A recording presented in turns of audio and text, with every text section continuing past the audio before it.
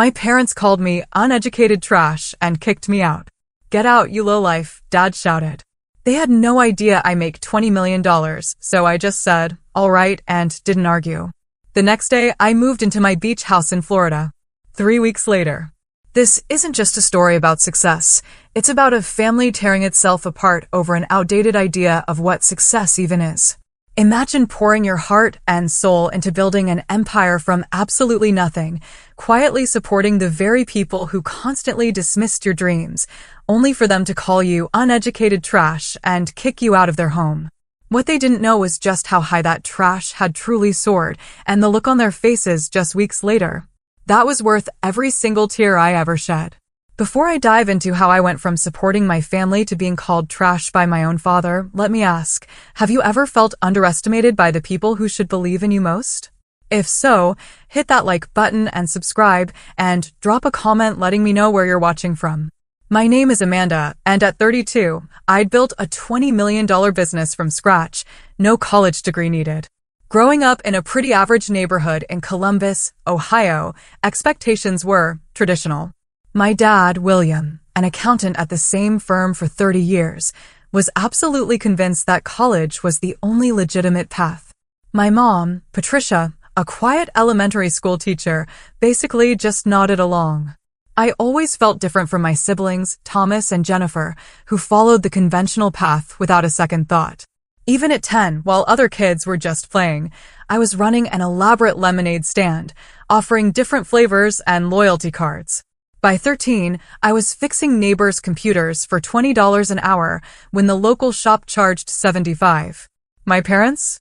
They just saw them as cute hobbies. "Amanda needs to focus on academics," my dad would grumble at dinner. "These games won't pay the bills when she grows up." High school was a grind. I kept decent grades, but my real education came from devouring business books and following entrepreneurs online. While Thomas and Jennifer were joining clubs for college applications, I was launching an online store, selling customized phone cases I designed myself. I made nearly $2,000 before graduation. To appease my parents, I reluctantly enrolled in community college. But one semester? That's all it took. The whole structured environment felt like a cage, and the business courses were taught by professors who'd never even run a company.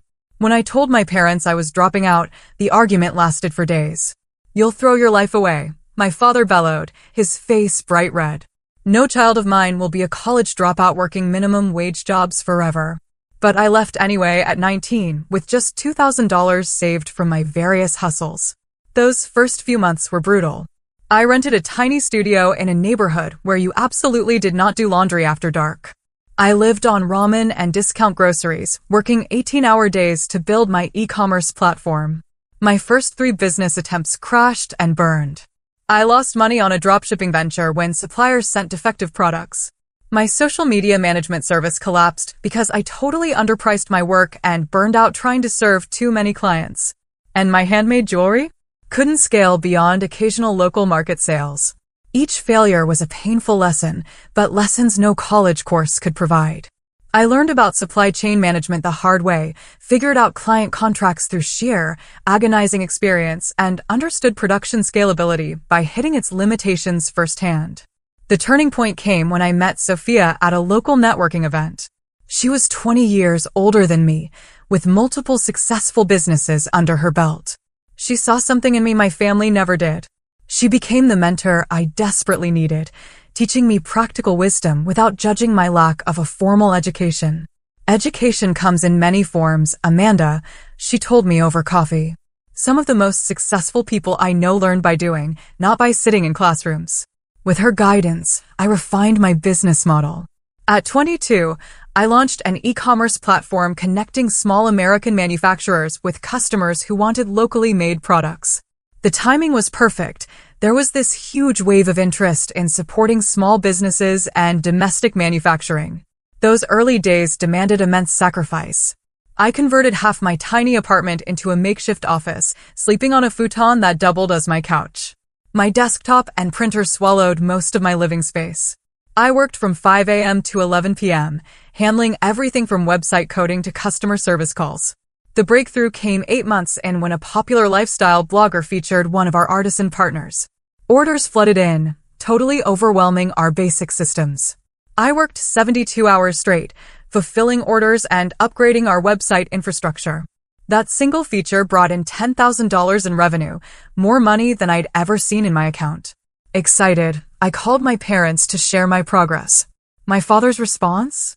Cautious skepticism. That's nice, honey, but it's probably just temporary. You know, you can always go back to college when this thing runs its course. His words stung, but they also fueled a fierce determination in me. I would prove him wrong, not with arguments, but with undeniable success. The next 5 years were a blur of relentless growth and new challenges. My e-commerce platform, which I named Heartland Made, expanded beyond its initial concept. We started with just 27 artisan partners in 3 states. By year 3, we represented over 400 manufacturers and craftspeople across all 50 states, connecting them with customers who truly valued American-made products. Every stage of growth brought unique challenges. When our server crashed during a major promotion, I stayed up for 48 hours straight with developers, restoring the site and personally answering customer emails to maintain goodwill. When a larger competitor tried to poach our top sellers, I drove to meet each one in person, strengthening relationships and improving our commission structure. The most difficult period came during year 2 when cash flow nearly strangled the business. We were growing too fast for our capital base, with inventory needs outpacing revenue. I went without salary for 4 months, moved to an even smaller apartment to cut expenses, and negotiated extended payment terms with suppliers. Those months taught me financial discipline that would serve me incredibly well as the company expanded. Major milestones came in rapid succession. Our first office was a converted industrial space downtown, where I hired 3 employees to handle customer service and seller relations. Crossing $1 million in annual revenue happened midway through year 3, a moment I celebrated alone with a single glass of champagne in my office after everyone left. Through it all, I kept my growing success relatively quiet with my family. They knew I had a website business that was doing okay, but I always downplayed the true scale of our growth. Their initial discouragement had created a barrier I just couldn't bring myself to cross. Some part of me hoped they would eventually ask detailed questions, showing genuine interest, but those conversations never materialized. Despite their lukewarm support, I continued helping my family financially whenever they needed it. When my mother was diagnosed with breast cancer during year 4 of my business, I anonymously paid the $75,000 in medical expenses not covered by insurance. My father mentioned an insurance settlement that had saved them from medical debt, never suspecting the source. My brother Thomas faced challenges with the down payment for his first house. His bank account fell $40,000 short. I created a family loan through a separate account, making it appear as though it came from a distant uncle. He accepted the money readily, but continued making comments about getting a real job with benefits whenever we discussed my career. My sister Jennifer had dreamed of a perfect wedding since childhood. When her fiancé, Daniel, lost his job 6 months before the ceremony, I covered the $50,000 shortfall for the venue and catering. Jennifer knew the money came from me, but she minimized my contribution at family gatherings, referring to my little website business that was having a good year. The disconnect between my actual success and my family's perception created an increasingly painful internal conflict. By day, I was leading strategy meetings for a multi-million-dollar company, making decisions affecting hundreds of partner businesses, and negotiating with major retail chains for exclusive collections. By night, I was fielding texts from family members who still treated me like the college dropout who got lucky with an internet thing. My company headquarters expanded to a full floor in a downtown office building, with 38 full-time employees and a robust internship program. Our valuation reached $20 million after a profile in Business Insider brought attention from several investors. I maintained majority ownership, turning down acquisition offers that would have made me wealthy but cost me control of my vision. As my father's 60th birthday approached, I made a decision. It was time. Time to be honest about my success. Not to boast, but to finally break through the misconceptions and perhaps, just perhaps, gain the respect I had been seeking for years. I purchased a substantial gift, a fully paid retirement investment account. I planned to present it along with the truth about my business at his birthday dinner. The night before, I rehearsed what I would say. I was no longer the uncertain 19-year-old seeking approval. I was a successful entrepreneur who had created opportunities for hundreds of American manufacturers and dozens of employees. Surely, that would finally earn my father's respect and change how my family viewed my unconventional path. I could not have been more wrong. The evening of my father's 60th birthday began pleasantly enough. Their house looked exactly as it had throughout my childhood, same furniture, same family photos. The only new addition was a huge TV my brother had bought them last Christmas, conspicuously displayed as a symbol of his financial contribution. My mother greeted me with her typical restrained affection, a quick hug, a pat on the back. "You look nice, Amanda. Did you cut your hair?" It was the same haircut I'd had for 3 years. Thomas arrived with his wife, Heather, both immaculately dressed in business casual that subtly screamed their upper-middle-class status. Jennifer and Daniel came shortly after, with Jennifer immediately launching into stories about her recent promotion at the accounting firm where she followed in our father's footsteps. "The partners are already hinting I might make junior partner next year," she announced, arranging appetizers, youngest in firm history. Throughout the pre-dinner conversation, my career received not a single inquiry. When Daniel briefly mentioned an article about e-commerce growth, my brother quickly steered the conversation toward his son's Little League achievements. Dinner itself was my mother's traditional pot roast, served on the good china reserved for special occasions. My father sat at the head of the table, accepting compliments about his youthful appearance with practiced modesty. "65 looks good on you, Dad," Thomas said, raising his glass. "Here's to another 20 years at least." The moment felt right as dessert was served. I had waited patiently through discussions of neighborhood gossip, Thomas's children's accomplishments, and Jennifer's upcoming vacation plans. No one had asked a single question about my life or business. "Dad, Mom, everyone," I began, my heart racing despite my outward composure. "I wanted to share some news about my company." My father nodded absently, already reaching for another slice of birthday cake. "Heartland Made was recently valued at $20 million, I continued. "We've received several acquisition offers, and I've been featured in Business Insider and Entrepreneur magazine last month." The silence that followed felt interminable. My mother froze with her fork midway to her mouth. Jennifer exchanged a quick glance with Daniel. Thomas just stared. My father was the first to respond, his tone dismissive. "What exactly does that mean, Amanda? These internet businesses use all sorts of funny math to come up with these valuations." I maintained my composure, explaining in simple terms how business valuations work, our revenue streams, and growth trajectory. I mentioned our office with 38 employees and partnerships with over 400 American manufacturers. Thomas interrupted before I could finish. "So, you got lucky with this online thing. That's great, but some of us have been building real careers with actual qualifications." He emphasized the word qualifications while glancing at his wife, who nodded in agreement. "It's not luck," I responded calmly. "It's 7 years of working 18-hour days, solving complex problems, and building something meaningful. We've helped save dozens of American manufacturing businesses that were on the verge of closing." My mother finally spoke, her voice tentative. "That sounds impressive, dear. Though I still wish you had finished your degree. Even with this business, education is important." I felt my patience wearing thin but pressed on. "Actually, I brought something for Dad." I handed him an envelope containing documentation for the retirement account I had funded. "I wanted to ensure you both have a comfortable retirement." My father opened the envelope, his expression darkening as he realized what he was looking at. Rather than gratitude, his face flushed with something that looked remarkably like anger. "What is this supposed to be? Some kind of charity?" He dropped the papers onto the table. "We didn't raise you to throw money around like you're better than everyone." "That's not my intention at all," I explained. "I just wanted to help, the same way I helped with Mom's medical bills, Thomas's house down payment, and Jennifer's wedding." 3 heads snapped up simultaneously. My secret financial assistance was suddenly exposed. "You asterisk," my father sputtered. "That was all you." Jennifer looked mortified. Thomas's expression hardened into something ugly. My mother simply looked confused.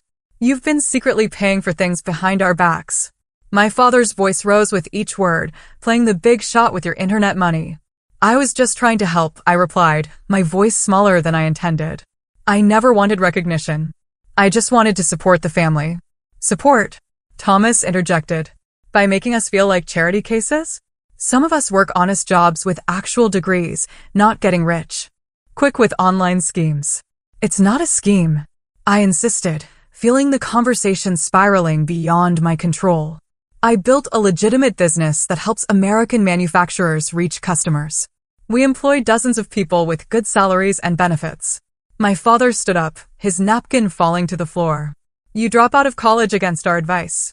Disappear into your little internet world. And now you come back throwing money around like you have all the answers. That's not what I'm doing, I protested, fighting to keep my voice steady. You think your money makes you successful? He continued, his voice rising further. You're still just uneducated trash who got lucky. Anyone can get lucky. The room fell silent. My mother gasped softly but said nothing in my defense. Thomas looked down at his plate, a slight smile playing at the corner of his mouth. Jennifer appeared torn between embarrassment and agreement. William, my mother finally whispered, too late and too quietly to matter. No, my father continued, now fully enraged. I've worked my entire life the right way. I got an education, built a respectable career, raised a family. I will not be shown up in my own home by my dropout daughter. I stood slowly, gathering my purse. I should go. Yes, you should, my father spat. Get out of my house, you low life. Your money does not make you part of this family. We have standards. The words hit like physical blows. I looked at each face around the table, searching for any ally, any sign of support. There was none. Happy birthday, Dad, I said quietly, walking toward the door with as much dignity as I could muster. No one followed me out. No one called after me. I got into my car, my hands shaking so badly I could barely grip the steering wheel. As I pulled away from the house I had grown up in, I realized something fundamental had broken, something that could never be repaired. The drive back to my hotel was a blur of streetlights and tears. I had to pull over twice when emotion overwhelmed my ability to drive safely. The cruel irony wasn't lost on me. I owned a multi-million-dollar company, yet I was spending the night in a hotel in my hometown because my own family's house was no longer open to me. In the sterile quiet of my hotel room, I replayed the evening's events over and over, analyzing each word and reaction. Had I been too forward? Too proud? Had I misread our family dynamic all these years?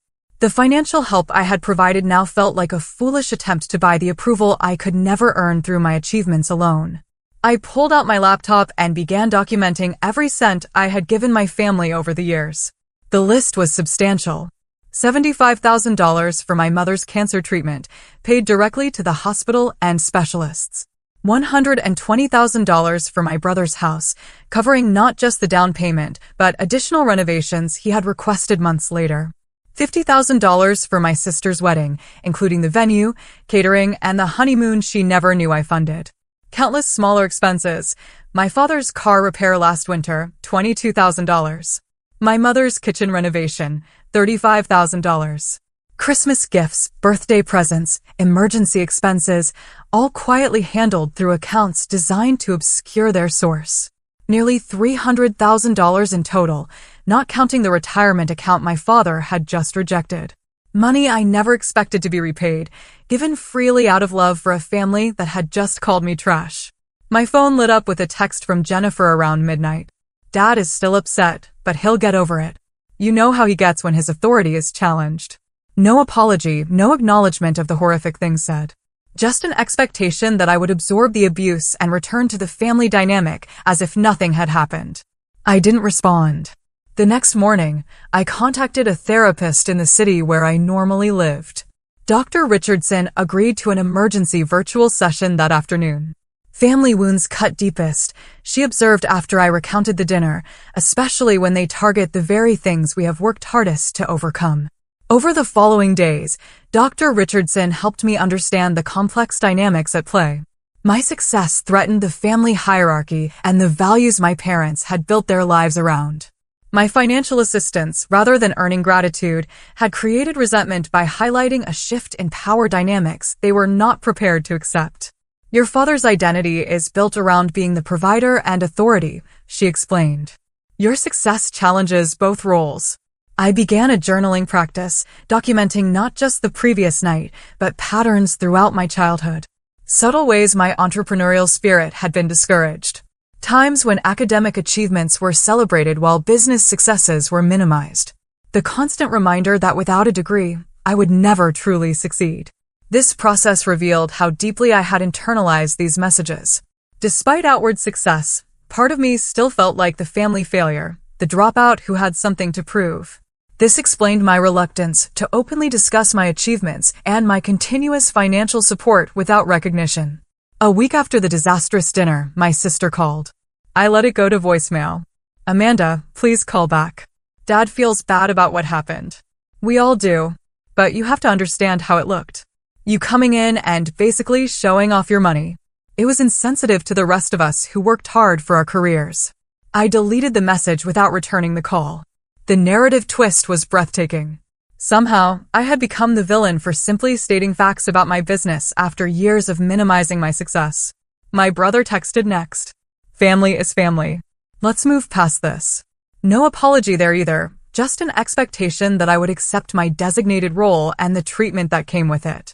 2 weeks after the dinner, I made a decision that felt both terrifying and liberating. I would prioritize self-respect over toxic family dynamics. The beach house I had purchased in Naples, Florida, the previous year as an investment property, would become my new home. Before leaving, I wrote a letter to my parents. Not an angry tirade, but an honest expression of hurt and disappointment. Dear Mom and Dad, it began. I have spent years seeking your approval and respect. I have supported our family financially while downplaying my success to avoid making anyone uncomfortable. Despite building a $20 million company that helps preserve American manufacturing jobs, I have been made to feel like the family failure because I chose a different path than the one you prescribed. When Dad called me uneducated trash and a low life, it revealed how you truly see me. No amount of success will ever change that perception. I cannot continue to participate in a relationship where my worth is measured by credentials rather than character and achievement. I will always love you both, but I need to create distance for my own well-being. I hope someday we can rebuild our relationship on a foundation of mutual respect. Love, Amanda. I sealed the letter and mailed it from the post office personally. No response came in the days that followed. With the help of my executive assistant, I arranged for my personal belongings in Ohio to be packed and shipped to Florida. I instructed her to donate most of my furniture and clothing to local charities, wanting a fresh start with minimal baggage, both literal and figurative. My company could be run remotely with occasional trips back for important meetings. The leadership team I had built over the years was strong enough to handle day-to-day operations without my physical presence. As I boarded the plane to Florida, I felt a complex mixture of grief and freedom. The family I had tried so desperately to please was behind me, but so was the burden of seeking approval I would never receive. Naples, Florida, greeted me with warm sunshine and salt-scented air. A stark contrast to the gray Ohio winter I had left behind. My beach house stood on a quiet stretch of shoreline, a modern 2-story structure with floor-to-ceiling windows facing the Gulf of Mexico. I had purchased it as an investment property the previous year, but had only visited twice for brief vacations. The property felt impersonal when I first arrived, like an upscale hotel rather than a home. The real estate agent had handled the furnishing with standard luxury vacation home decor, attractive but soulless. Making this house truly mine became a form of therapy. I started with the primary bedroom, replacing the generic beige bedding with handcrafted quilts from one of my Heartland-made artisans in North Carolina. The mass-produced art came down, replaced with original pieces from emerging American artists I had discovered through the business. Each morning, I woke to the sound of waves and the sight of authentic creativity surrounding me. The kitchen transformation came next. I installed open shelving to display handmade pottery from our Vermont and New Mexico partners. The industrial-grade appliances remained, but now colorful hand-woven textiles and locally crafted wooden serving boards warmed the space. Establishing routines became essential to my healing process. Each morning began with a sunrise walk along the beach, bare feet in the cool sand, collecting shells and watching dolphins arc through the waves offshore. I found a local coffee shop run by a Cuban-American family where I became a regular, greeted by name rather than order. Running the business remotely proved easier than anticipated. Video conferences replaced in-person meetings, and our established systems functioned smoothly with minimal adjustment. Without the daily commute and office distractions, I found myself more productive, making clearer decisions from my peaceful new headquarters. My executive team visited after the first month, spending 3 days in strategic planning sessions on my oceanfront deck. Several commented on the positive change they noticed in my leadership style. "You seem more centered, Marcus," my operations director observed, "more confident in your decisions." He was right. Without the undercurrent of seeking family approval, my business instincts flowed more naturally. I trusted my judgment without the shadow of my father's criticism hanging over each choice. Community involvement became another anchor in my new life. I joined the local chamber of commerce and a business women's networking group. Unlike in my hometown, where I had downplayed my success, here, I was open about my company and achievements. The respect came naturally, without the baggage of who I had been before my success. I befriended Eliza, the owner of a local art gallery, who introduced me to her circle of friends. These were accomplished women in their 30s and 40s who valued each other for present achievements rather than past credentials. Our weekly dinner gatherings became a highlight, filled with laughter and conversations that never once included questions about my education or suggestions that I had merely gotten lucky. Then came the unexpected visit. 3 weeks into my Florida residence, my brother Thomas arrived unannounced at my door one Saturday afternoon. "Nice place," he said, whistling as he surveyed the ocean view from my living room. "Really nice." His appearance was jarring in my new sanctuary. He looked out of place in his button-down shirt and pressed khakis amid my casual coastal decor. "What brings you to Florida, Thomas?" I asked, not offering a drink or a seat. "Family," he replied, with the same confident smile he had used to charm our parents since childhood. "And I could use some advice about an investment opportunity, possibly a loan to get in on the ground floor." Some patterns were too predictable to be surprising. Without my parents as an audience, his pretense dropped quickly. This was a financial visit, nothing more. "I'm not making any loans to family members anymore," I said firmly. "That chapter is closed." His expression hardened. "So that's how it is. You move to your beach mansion and forget where you came from. Dad was right about you." "Dad called me uneducated trash and kicked me out of his house," I reminded him. "Is that what you came here to reinforce?" Thomas backpedaled quickly. "He didn't mean it like that. You know how he gets. Family fights happen." "That was not a fight. It was a revelation," I replied. "Now, if you'll excuse me, I have plans this afternoon." After showing him out, I sat on my deck, watching the waves, surprisingly unshaken by the encounter. The boundaries I was establishing felt right, even if they were painful to implement. That evening, I made a significant decision. I contacted my lawyer and established an anonymous scholarship fund at the community college I had briefly attended. The Amanda Wilson Entrepreneurship Scholarship would provide full tuition and mentorship to 5 students annually who demonstrated entrepreneurial potential but lacked traditional academic advantages. Make sure the selection criteria focus on demonstrated initiative and creative problem solving, not grades, I instructed. And find mentors who have built actual businesses, not just top business classes. As weeks passed, my house truly became a home. I planted a garden of native Florida species that attracted butterflies and hummingbirds. I adopted a rescue dog, a mixed breed named Charlie, who accompanied me on beach walks and slept at the foot of my bed. His uncomplicated affection was a daily reminder of how relationships should feel. I found unexpected peace in solitude. Without the constant underlying anxiety of family judgment, I discovered aspects of myself previously overshadowed by that stress. I took a pottery class at a local studio, terrible at it, but enjoying the meditative process. I tried paddleboard yoga, spending more time in the water than on the board, but laughing through each attempt. 3 weeks turned into a month, then 6 weeks. The pain of family rejection remained, but it transformed into something less acute, more like an old injury that occasionally ached rather than a fresh wound. I was building something new here, not just a home, but an authentic life aligned with my values rather than someone else's expectations. Then came the unexpected development that would bring my family story full circle in ways I never anticipated. The Naples Business Journal was not a publication I normally read, but Eliza texted me early one morning, insisting I pick up a copy. Page 3. You're going to want to see this. The feature article profiled local business owners making an impact beyond Florida.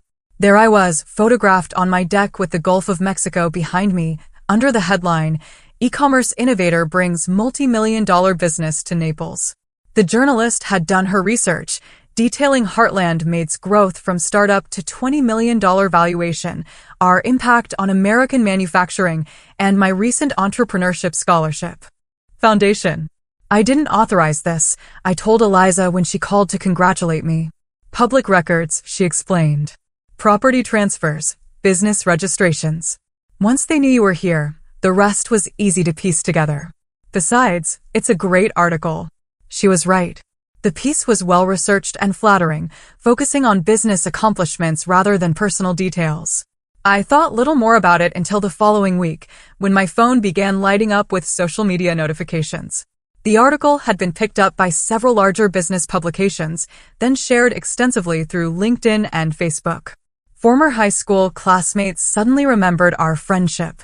Teachers claimed they had always seen my potential.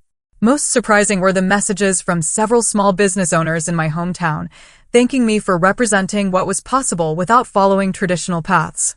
You inspired me to finally launch my business, wrote one former classmate. If you could build something so substantial without a fancy degree, maybe my idea has merit too. The local newspaper in my hometown even ran a condensed version of the article with an additional angle. Local entrepreneur makes national impact. The irony was not lost on me.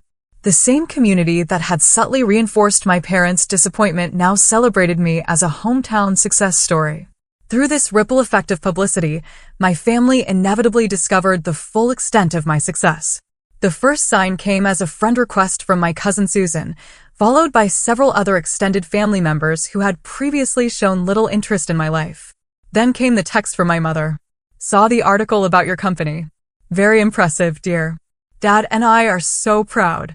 No mention of his cruel words, no acknowledgement of the rift, just a casual claim of pride that had been notably absent when I sat at their dinner table. My father's voice message arrived the next day, his tone artificially jovial. Amanda, big news about your company in the paper. Always knew you had it in you. There seems to have been a misunderstanding last time we spoke. Call me back when you can. A misunderstanding. That was how he characterized calling his daughter uneducated trash and ordering her out of his house. 3 days later, my mother texted again.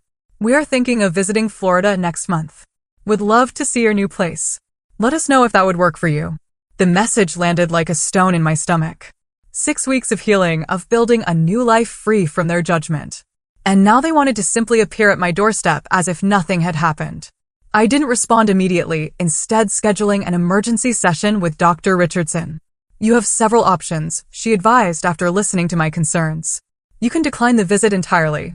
You can agree, but set strict boundaries about what you will and will not discuss. Or you can see this as an opportunity for honest conversation that might lead to healing, though that requires their willingness to acknowledge the harm done. After careful consideration, I texted my mother. You and Dad are welcome to visit, but we need to have an honest conversation about what happened at his birthday dinner before we can move forward. Please let me know if you're open to that kind of discussion. Her response came quickly. Of course, dear. We just want to put this behind us and be a family again. The phrasing troubled me, that desire to put this behind us without addressing it directly, but I confirmed dates for their visit the following month. As the day approached, I prepared both practically and emotionally. I arranged for them to stay in a nearby hotel rather than my home, preserving my personal space. I role-played difficult conversations with Dr. Richardson, practicing setting boundaries without becoming defensive. My parents arrived on a sunny Tuesday afternoon. I met them at a beachfront restaurant for lunch, a public setting that would help moderate the initial interaction. They looked smaller, somehow less intimidating than they had in Ohio. My father's confident posture seemed diminished. My mother more nervous than I remembered. They both dressed formally despite the coastal setting, my father in a button-down shirt and slacks, my mother in a structured dress better suited to church than beach dining. This place is something else, my father said, gesturing at the turquoise water visible through the restaurant windows. You've done well for yourself, Amanda. The slight emphasis on for yourself did not escape me, the implication that my success existed in isolation from family values. Thank you, I replied, simply, not filling the awkward silence that followed. My mother jumped in with small talk about their flight, the weather, how different Florida was from Ohio. I responded politely, but didn't help carry the conversation. Finally, after our food arrived, my father cleared his throat. About what happened at my birthday dinner, you called me uneducated trash and a low life, I stated calmly. You told me to get out of your house, and that my money did not make me part of the family. His face flushed. I was surprised by the news about your business. It caught me off guard. I may have overreacted. Not an apology. An excuse. I need to understand, I continued, maintaining eye contact. Was that reaction about me sharing my success, or about learning I had been helping the family financially? Both felt like you were showing off, my mother interjected. Like you were saying you're better than us now. I never said or thought that, I replied. I spent years hiding my success to avoid making anyone uncomfortable. I helped financially because I could, and I wanted to support the family I love. My father shifted uncomfortably. Well, the way you presented it was very forward, and finding out you were behind those other things, it felt like charity we never asked for. The conversation continued in this vein throughout lunch. No genuine apology emerged, only justifications and attempts to minimize the severity of what had transpired. The subtext became increasingly clear. They were here because my public success made rejecting me socially awkward, not because they had reconsidered their assessment of my worth. As we finished our meal, I made a decision. I would like to show you my home. But first, I need to be very clear about something. I will not pretend the dinner never happened. I will not accept being called names or having my choices denigrated. If you want a relationship moving forward, it has to be based on mutual respect. They exchanged glances before my father nodded stiffly. That seems reasonable. When they arrived at my beach house later that afternoon, their expressions, as they took in the expansive ocean view, told me everything. This tangible evidence of my success was impossible to dismiss or minimize. The $20 million valuation was no longer an abstract number, but manifested in beachfront real estate and tasteful luxury. This is quite something, my father managed, his voice tight. Would you like a tour? I offered. As I showed them through the house, pointing out handcrafted items from Heartland-made artisans that decorated each room, I realized something profound. Their approval, which I had sought for so long, no longer held the power it once did. I was proud of this home and the business that made it possible, regardless of their reaction. This revelation was perhaps the most valuable outcome of their visit, worth more than any apology they might have offered. The conversation that followed my parents' tour of the beach house was difficult, but necessary. We sat on the deck overlooking the ocean, the setting sun painting the sky in shades of orange and pink that seemed too beautiful for such a tense discussion. I want to be clear about something, my father began, his tone more conciliatory than I had ever heard it. I am sorry for what I said at my birthday. It was uncalled for, regardless of how surprised I was. The apology, while welcome, still carried a qualification that diminished its impact. His focus remained on his experience of surprise rather than the harm his words had caused. What hurt most, I replied carefully, was that those words seemed to reveal how you truly see me despite everything I have accomplished. My mother reached across the table, not quite touching my hand, but gesturing toward it. We have always been proud of you, Amanda. We just worried about your future without a degree. My future is here, I said, gesturing to the house and the business that had made it possible. I built it without a degree, but with 7 years of working harder than most people ever will. That deserves respect, not condescension. My father shifted uncomfortably. The business world can be fickle. Companies rise and fall overnight. We just wanted security for you. I understand that concern comes from love, I acknowledged. But there's no perfect security in any path. Plenty of people with degrees struggle financially, while others without formal education thrive. What matters is recognizing there are multiple valid paths to success. The conversation continued for hours as the sun set and stars appeared over the gulf. No dramatic reconciliation occurred. No tearful group hug that magically healed decades of misunderstanding. Instead, we reached a fragile understanding, a starting point rather than a conclusion. Moving forward, I explained as the evening drew to a close, I'm open to rebuilding our relationship, but with clear boundaries. I will not accept being demeaned for my educational choices or having my success attributed to luck rather than hard work and skill. My parents agreed, though I sensed my father's reluctance in his tight smile and the way he qualified his responses. My mother seemed more genuinely receptive, perhaps recognizing for the first time the role she had played by enabling family dynamics that had caused so much pain. After they returned to Ohio, I reflected deeply on the visit and the path that had led me here. The healing process was far from complete, but significant steps had been taken. I maintained limited contact with my parents in the months that followed, brief weekly phone calls that gradually became less awkward. My relationship with my siblings evolved differently. Jennifer eventually offered a genuine apology for her role in the family dynamics, and we slowly rebuilt a connection based on adult friendship rather than childhood patterns. Thomas remained distant, occasionally sending holiday greetings, but making no real effort to understand or acknowledge the harm done. My personal healing journey continued with regular therapy sessions. Dr. Richardson helped me recognize how family trauma had shaped my approach to business and relationships, creating patterns of seeking validation through achievement and financial generosity. Success is not a substitute for self-worth, she reminded me, and family approval cannot be purchased, no matter how much you give. This insight led me to establish clearer boundaries in all relationships. I became more comfortable discussing my accomplishments without minimizing them. I learned to give from genuine generosity rather than as an attempt to buy acceptance. The Entrepreneurship Foundation became a central focus of my philanthropy. Beyond funding scholarships, I developed a mentorship program pairing successful entrepreneurs without traditional credentials with promising students facing similar challenges. Witnessing their growth and success brought a satisfaction deeper than any family approval could provide. My friend circle in Naples expanded, creating a chosen family based on mutual respect and genuine connection. Our weekly gatherings became a source of joy and belonging I had never experienced in Ohio. These relationships, freely chosen and maintained, taught me what healthy support should feel like. The beach house transformed completely over time. Every room reflected my authentic taste and values rather than generic luxury. The garden flourished with native plants that attracted wildlife. Charlie, my rescue dog, gained a companion when I adopted a second dog from the local shelter, a senior retriever named Luna, who everyone had overlooked. Running Heartland Made remotely proved so successful that I implemented flexible work policies for all employees, allowing them to work from anywhere for part of the year. Productivity increased, and employee satisfaction scores reached all-time highs. 1 year after my move to Florida, I hosted a dinner party for my new friends.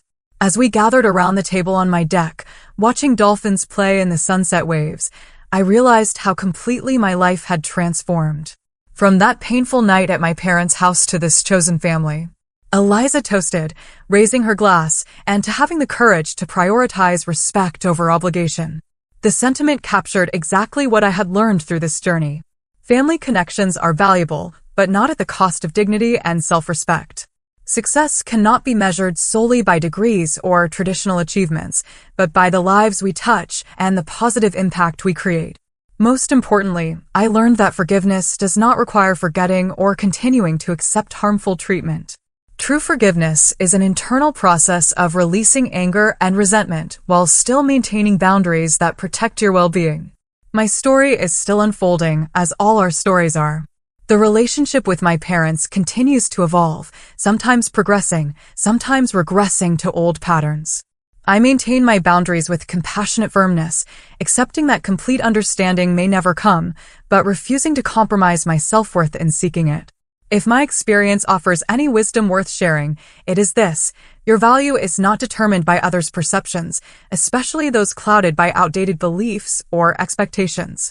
Success comes in countless forms, often unexpected ones, and sometimes the most painful rejections lead to the most authentic and fulfilling paths forward. Have you ever had to choose between family expectations and your own path? Did you face criticism for taking an unconventional route to success? Share your experience in the comments below. Remember to like and subscribe if this story resonated with you, and hit that share button to help others who might be struggling with similar family dynamics. Thank you for listening. Take care. Good luck.